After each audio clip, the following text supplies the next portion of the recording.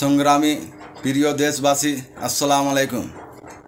একটি কুচক্র মহল, পরাজিত শক্তি আমাদের অর্জিত স্বাধীনতা ও গণজাগরণ আন্দোলনকে প্রশ্নবিদ্ধ করার জন্যে উঠে পড়ে লাগছে।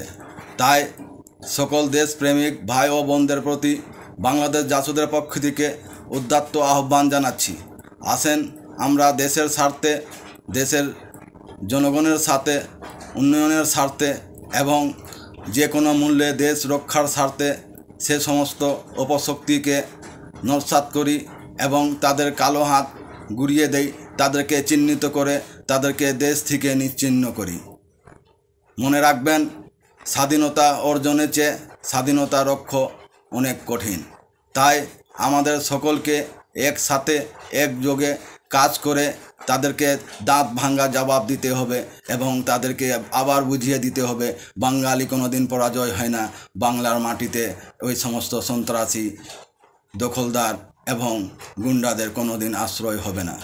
বাঙালি এটা প্রমাণ দিয়েছে এবং ৭১-এও প্রমাণ হয়েছে, ৫ই আগস্টে প্রমাণ হয়েছে।